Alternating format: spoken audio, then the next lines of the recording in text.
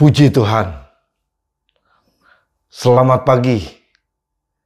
Senang sekali berjumpa Bapak, Ibu, Saudara sekalian melalui program Renungan Pagi hari ini. Saya percaya penyertaan Tuhan, perlindungan Tuhan, tangannya yang ajaib menjadi bagian kita umat-umatnya. Mari kita awali dengan pujian dan penyembahan.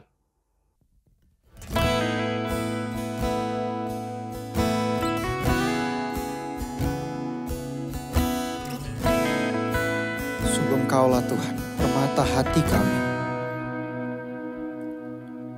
Dengan segenap hati dan jiwaku, ku datang padamu dalam kerinduan. Kasih-Mu yang sanggup mengubahku dan menguatkanku dalam pengharapan.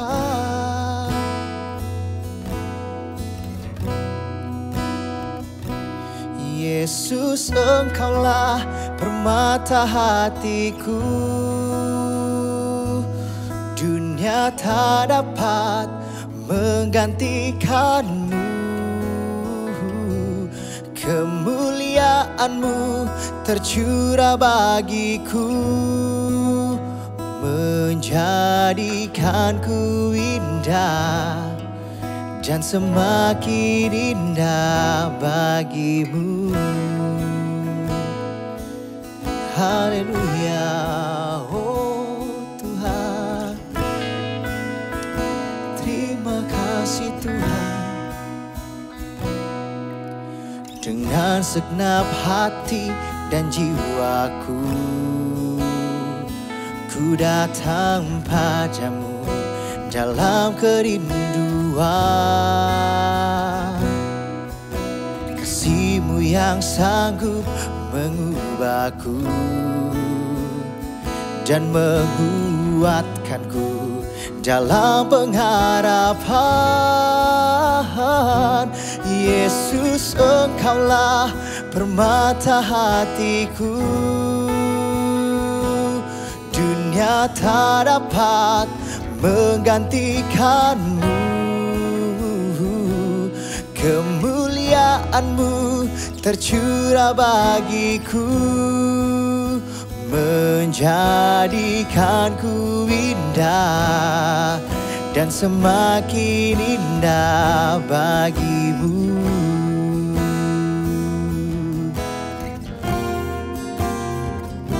Yesus, Engkaulah permata hatiku. Dunia tak dapat menggantikanku. Kemuliaan-Mu tercurah bagiku, menjadikanku indah dan semakin indah bagimu. Menjadikanku indah dan semakin indah bagimu. Menjadikanku indah dan semakin indah bagimu.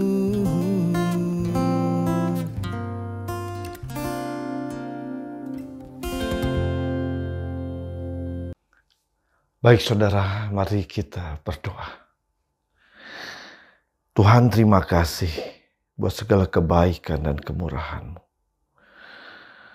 Pada pagi hari ini kami boleh lagi berjumpa dengan firman-Mu. Kiranya pujian dan penyembahannya sudah kami sampaikan boleh menyenangkan hati-Mu. Dan saatnya kembali kami membuka firman-Mu. Tolong kami ya Roh Kudus, biar firman-Mu boleh menjadi rema di dalam kehidupan kami.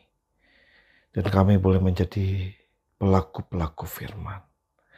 Terima kasih. Dalam nama Yesus kami berdoa. Amin. Kita buka renungan pagi kita pada hari ini dengan ayat pokoknya dari Kisah Rasul pasal yang kedua ayat 41 sampai 47. Kisah Rasul pasalnya yang kedua ayatnya yang ke-41 dimulai sampai ayat 47. Saya bacakan untuk Bapak Saudara sekalian. Orang-orang yang menerima perkataannya itu memberi diri dibaptis, dan pada hari itu jumlah mereka bertambah kira-kira 3.000 jiwa. Mereka bertekun dalam pengajaran rasul-rasul dan dalam persekutuan, dan mereka selalu berkumpul untuk memecahkan roti dan berdoa. Maka ketakutanlah mereka semua, sedang rasul-rasul itu mengadakan banyak mujizat dan tanda. Dan semua orang yang telah menjadi percaya tetap bersatu, dan segala kepunyaan mereka adalah kepunyaan bersama. Dan selalu ada dari mereka yang menjual harta miliknya, lalu membagi-bagikannya kepada semua orang sesuai dengan keperluan masing-masing. Dengan bertekun dan dengan sehati mereka berkumpul tiap-tiap hari dalam bait Allah. Mereka memecahkan roti di rumah masing-masing secara bergilir dan makan bersama-sama dengan gembira dan dengan tulus hati, sambil memuji Allah, dan mereka disukai semua orang. Dan tiap-tiap hari Tuhan menambah jumlah mereka dengan orang yang diselamatkan.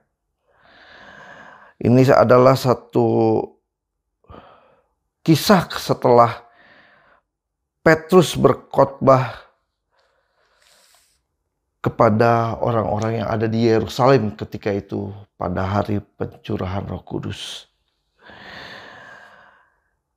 Jadi saudara-saudara, tema kita pada pagi hari ini adalah panggilan gereja untuk bersekutu.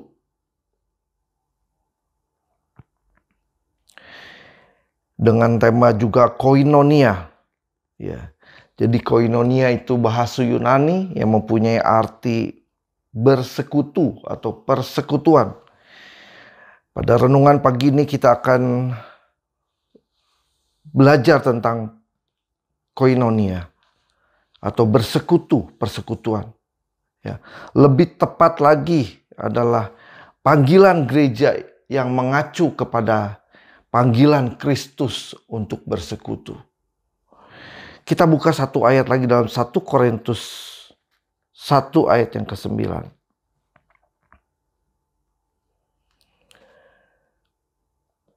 Allah yang memanggil kamu kepada persekutuan dengan anaknya Yesus Kristus, Tuhan kita, adalah setia kepada persekutuan. Jadi Allah memanggil kamu kepada persekutuan dengan anaknya Yesus Kristus, Tuhan kita yang adalah setia.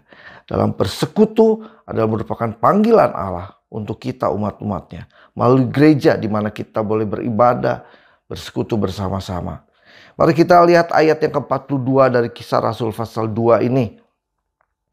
Dikatakan, saya bacakan sekali lagi, mereka bertekun dalam pengajaran rasul-rasul dan dalam persekutuan.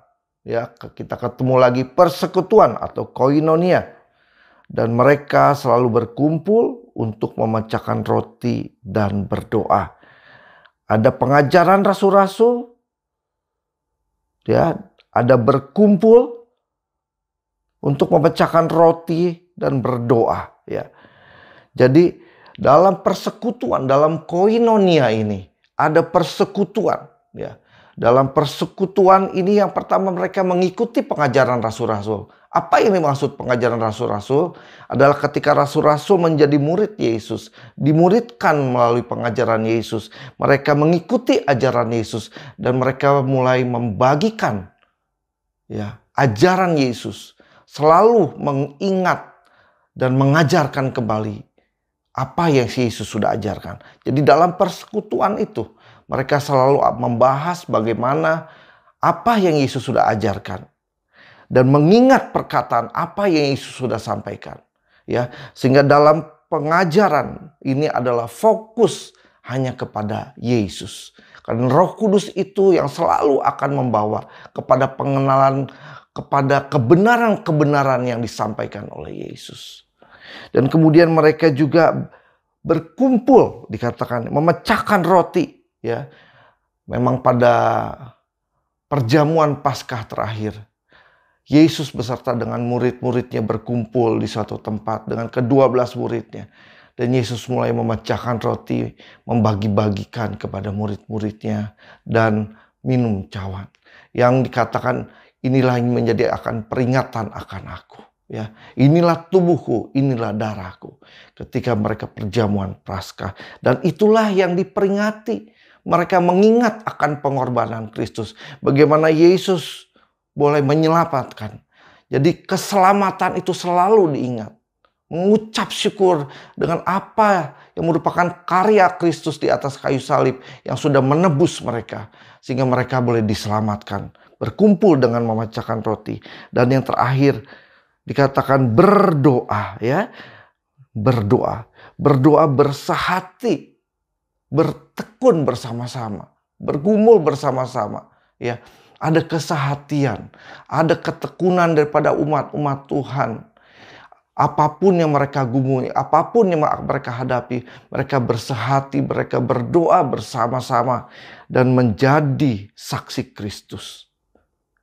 Selalu mereka lakukan semua itu. Masuk ke dalam pengajaran kembali, masuk ke dalam berkumpul memecahkan roti, dan mereka berdoa. Dan itu terus menerus, dan rasul-rasul selalu mengadakan mujizat-mujizat, tanda-tanda ajaib, dan penyertaan Roh Kudus dalam setiap pemberitaan firman. Ya saudara, maka dalam persekutuan mereka bertumbuh dalam persatuan, dalam kerukunan. Ya, ada kerukunan, ya. Maka timbul perhatian satu dengan yang lainnya. Dikatakan tadi ada yang mempunyai kepunyaan harta, mereka menjual, ya, dan membagikannya untuk bersama-sama. Jadi kepentingan bersama mereka selalu mengutamakan kebersamaan, ya, dalam persekutuan itu yang dikatakan melalui pengajaran rasul-rasul, ya, mereka berkumpul dan memecahkan roti. Dan mereka juga berdoa dengan bertekun, saudara. Baik, saudara, itulah renungan kita pagi hari ini. Ayat terakhir kita lihat di dalam 2 Korintus 13 ayat ke-13. Kasih karunia Tuhan Yesus Kristus dan kasih Allah dan persekutuan, koinonia, Roh Kudus menyertai kamu sekalian. Jadi persekutuan Roh Kudus menyertai kamu sekalian. Melalui renungan pagi hari ini kita mengenal bagaimana Roh Kudus ada di dalam mempersatukan, bersekutu. Dalam persekutuan kita ketika kita berkumpul bersama-sama dengan umat Tuhan. Demikianlah, mari kita tutup dalam doa. Tuhan Yesus yang baik, terima kasih. Melalui pagi hari ini kami mengenal kembali bagaimana koinonia, kami berkumpul dalam persekutuan, sehingga kami boleh senantiasa mengingat akan Engkau, pengajaran firman-Mu, kekuatan firman-Mu yang mendatangkan mujizat buat kami, Tuhan. Dan kami berkumpul memperingati akan Engkau, bagaimana penderitaan, bagaimana keselamatan yang kami sudah dapatkan. Kami yang harusnya dimurkai, tapi kami diselamatkan. Kami diangkat dari hamba menjadi anak-anak Allah. Dan dalam berdoa kami boleh bertekun bersehati bersama-sama umat-umat Tuhan. Sehingga kesehatian boleh muncul di tengah-tengah kami umat-umat-Mu Tuhan. Dan kami boleh senantiasa hidup berharap dan bersandar kepadamu. Kami akan hadapi hari ini Tuhan. Biarlah penyertaan Tuhan menjadi bagian kami umat-umat-Mu. Apapun yang akan kami kerjakan, berkat Allah menyertai kami semua. Terpujilah nama Tuhan.